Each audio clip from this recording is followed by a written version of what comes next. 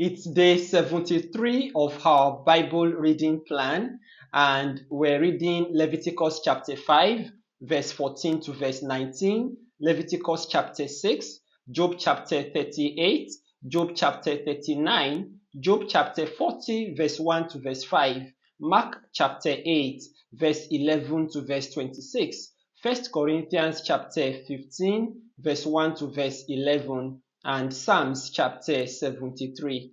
We're reading from the Berean Standard Bible.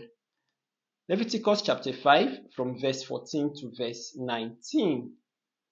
Then the Lord said to Moses, if someone acts unfaithfully and sins unintentionally against any of the Lord's holy things, he must bring his guilt offering to the Lord, an unblemished ram from the flock of proper value in silver shekels, according to the sanctuary shekel. It is a guilt offering. Regarding any holy thing he has harmed, he must make restitution by adding a fifth of its value to it and giving it to the priest, who will make atonement on his behalf with the ram as a guilt offering, and he will be forgiven. If someone sins and violates any of the Lord's commandments, even though he was unaware, he is guilty and shall bear his punishment. He is to bring to the priest an unblemished ram of proper value from the flock as a guilt offering. Then the priest will make atonement on his behalf for the wrong he has committed in ignorance, and he will be forgiven. It is a guilt offering. He was certainly guilty before the Lord. Now we read Leviticus chapter 6. And the Lord said to Moses, if someone sins and acts unfaithfully against the Lord by deceiving his neighbor in regard to a deposit or security entrusted to him or stolen, or if he extorts his neighbor, or finds lost property and lies about it and swears falsely, or if he commits any such sin that a man might commit, once he has sinned and becomes guilty, he must return what he has stolen or taken by extortion, or the deposit entrusted to him, or the lost property he found, or anything else about which he has sworn falsely. He must make restitution in full, add a fifth of the value, and pay it to the owner on the day he acknowledges his guilt. Then he must bring to the priest his guilt offering to the Lord, an unblemished ram of proper value from the flock. In this way, the priest will make atonement for him before the Lord, and he will be forgiven for anything he may have done to incur guilt. Then the Lord said to Moses, command Aaron and his sons that this is the law of the burnt offering. The burnt offering is to remain on the hearth of the altar all night until morning, and the fire must be kept burning on the altar. And the priest shall put on his linen robe and linen undergarments, and he shall remove from the altar the ashes of the burnt offering that the fire has consumed, and place them beside it. Then he must take off his garments, put on other clothes, and carry the ashes outside the camp to a ceremonially clean place. The fire on the altar shall be kept burning. It must not be extinguished. Every morning, the priest is to add wood to the fire, arrange the burnt offering on it, and burn the fat portions of the peace offerings on it. The fire shall be kept burning on the altar continually. It must not be extinguished. Now, this is the law of the grain offering. Aaron's sons shall present it before the Lord in front of the altar. The priest is to remove a handful of fine flour and olive oil, together with all the frankincense from the grain offering, and burn the memorial portion on the altar as a pleasing aroma to the Lord. Aaron and his sons are to eat the remainder. It must be eaten without leaven in a holy place. They are to eat it in the courtyard of the tent of meeting. It must not be baked with leaven. I have assigned it as their portion of my offerings made by fire. It is most holy, like the sin offering and the guilt offering. Any male among the sons of Aaron may eat it. This is a permanent portion from the offerings made by fire to the Lord for the generations to come. Anything that touches them will become holy. Then the Lord said to Moses, "This is the offering that Aaron and his sons must present to the Lord on the day he is anointed: a tenth of an heifer of fine flour as a regular grain offering, half of it in the morning and half in the evening. It shall be prepared with oil on a griddle. You are to bring it well kneaded and present it as a grain offering broken in pieces, a pleasing aroma to the Lord. The priest, who is one of Aaron's sons and will be anointed to take his place, is to prepare it as a permanent portion for the Lord. It must be burned completely.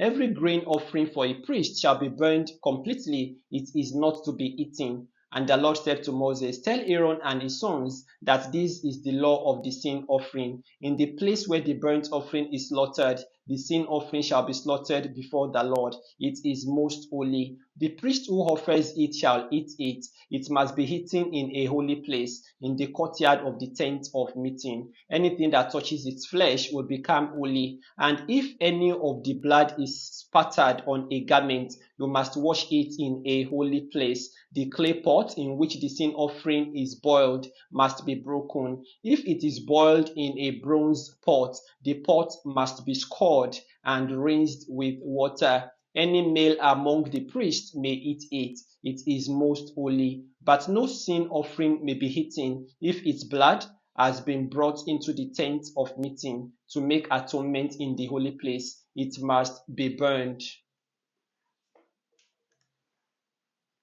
Now we're going to read Job chapter 38.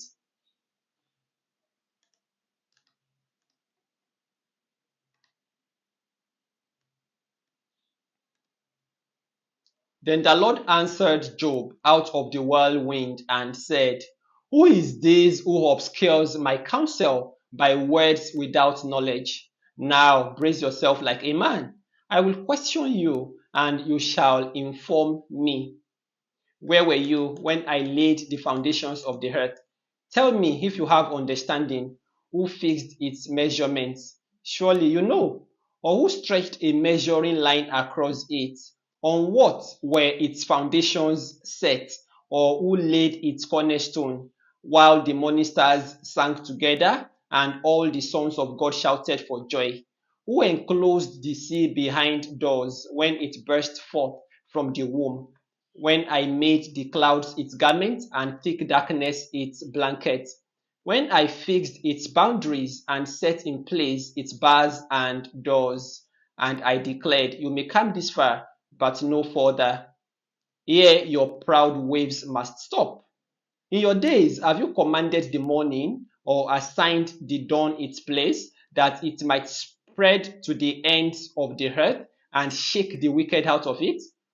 The earth takes shape like clay under a seal. Its hills stand out like the folds of a garment. Light is withheld from the wicked, and their upraised arm is broken. Have you journeyed to the vents of the sea, or walked in the trenches of the deep? Have the gates of death been revealed to you? Have you seen the gates of the shadow of death? Have you surveyed the extent of the earth? Tell me if you know all this. Where is the way to the home of light? Do you know where darkness resides, so you can lead it back to its border? Do you know the paths to its home? Surely you know, for you were already born, and the number of your days is great. Have you entered the storehouses of snow, or observed the storehouses of hail, which I hold in reserve for times of trouble, for the day of war and battle? In which direction is the lightning dispersed, or the east wind scattered over the earth? Who cuts a channel for the flood, or clears a path for the thunderbolt? To bring rain on a barren land, on a desert where no man lives, to satisfy the parched wasteland and make it sprout with tender grass. Does the rain have a father? Who has begotten the drops of dew? From whose womb does the ice emerge? Who gives birth to the frost from heaven?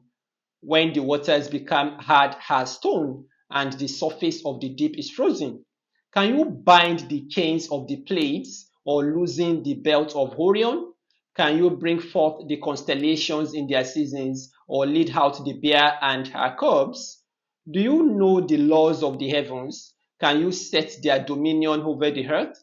Can you command the clouds so that a flood of water covers you? Can you send the lightning bolts on their way? Do they report to you, here we are? Who has put wisdom in the heart or given understanding to the mind? Who has the wisdom to count the clouds, or who can tilt the water jars of the heavens when the dust hardens into a mass and the clods of earth stick together? Can you hunt the prey for a lioness or satisfy the hunger of young lions when they crouch in their dens and lie in wait in the thickets? Who provides food for the raven when its young cry out to God as they wander about for lack of food? Now we're going to read Job chapter 39. Do you know when mountain goats give birth? Have you watched the doe bear her fawn? Can you count the months they are pregnant? Do you know the time they give birth? They crouch down and bring forth their young. They deliver their newborn. Their young ones thrive and grow up in the open field. They live and do not return. Who set the wild donkey free? Who released the swift donkey from the harness? I made the wilderness his home and the salt flats his dwelling. He scorns the tumult of the city and never hears the shout of a driver. He roams the mountains for pasture, searching for any green thing. Will the wild ox consent to serve you? Will he stay by your manger at night? Can you hold him to the furrow with a harness? Will he plow the valleys behind you? Can you rely on his great strength? Will you leave your hard work to him? Can you trust him to bring in your grain and gather it to your threshing floor? The wings of the ostrich flap joyfully, but cannot match the pinions and feathers of the stork, for she leaves her eggs on the ground and lets them warm in the sand. She forgets that a foot may crush them, or a wild animal may trample them. She treats her young harshly, as if not her own, with no concern that her labor was in vain. For God has deprived her of wisdom, he has not endowed her with understanding. Yet, when she proudly spreads her wings, she laughs at the horse and its rider. Do you give strength to the horse, or adorn his neck with a mane? Do you make him leap like a locust, striking terror with his proud snorting? He paws in the valley and rejoices in his strength. He charges into battle. He laughs at fear. Frightened of nothing, he does not turn back from the sword. A quiver rattles at his side, along with a flashing spear and lance. Trembling with excitement, he devours the distance. He cannot stand still when the ram's horn sounds. At the blast of the horn, he snorts with fervor. He catches the scent of battle from afar, the shouts of captains and the cry of war. Does the hawk take flight by your understanding and spread his wings toward the south? Does the eagle soar at your command and make his nest on high? He dwells on a cliff and lodges there. His stronghold is on a rocky crag. From there he spies out food. His eyes see it from afar. His young ones feast on blood, and where the slain are, there he is. Now we read Job chapter 40, verse 1 to verse 5. And the Lord said to Job, will the fault finder contend with the Almighty? Let him who argues with God give an answer. Then Job answered the Lord, behold, I am insignificant. How can I reply to you? I place my hand over my mouth. I have spoken once, but I have no answer. Twice, but I have nothing to add. Our next reading is Mark chapter 8, verse 11 to verse 26.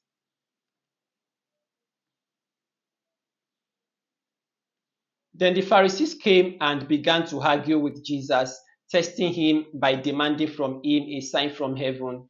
Jesus sighed deeply in his spirit and said, why does this generation demand a sign? Truly, I tell you, no sign will be given to this generation. And he left them, got back into the boat, and crossed to the other side. Now the disciples had forgotten to take bread, except for one loaf they had with them in the boat. Watch out, he cautioned them. Beware of the leaven of the Pharisees and of Herod. So they began to discuss with one another the fact that they had no bread.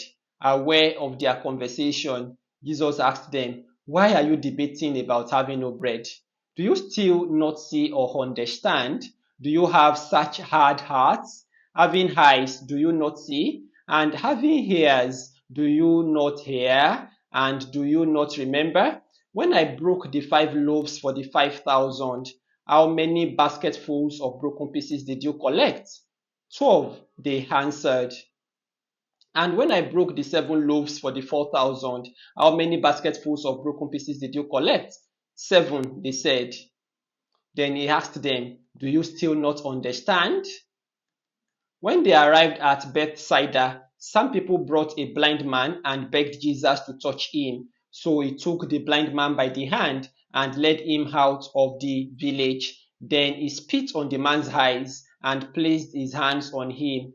Can you see anything? He asked. The man looked up and said, I can see the people, but they look like trees walking around. Once again, Jesus placed his hands on the man's eyes, and when he opened them, his sight was restored and he could see everything clearly. Jesus sent him home and said, do not go back into the village. Now we're going to read 1 Corinthians chapter 15, verse 1 to verse 11. Now, brothers, I want to remind you of the gospel I preached to you, which you received, and in which you stand firm.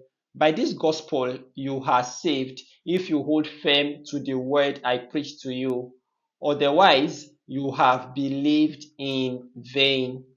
For what I received, I passed on to you as of first importance, that Christ died for our sins according to the scriptures, that he was buried, that he was raised on the third day according to the scriptures, and that he appeared to Cephas and then to the 12. After that, he appeared to more than 500 brothers at once, most of whom are still living, though some have fallen asleep. Then he appeared to James, then to all the apostles, and last of all, he appeared to me also, as to one of untimely birth.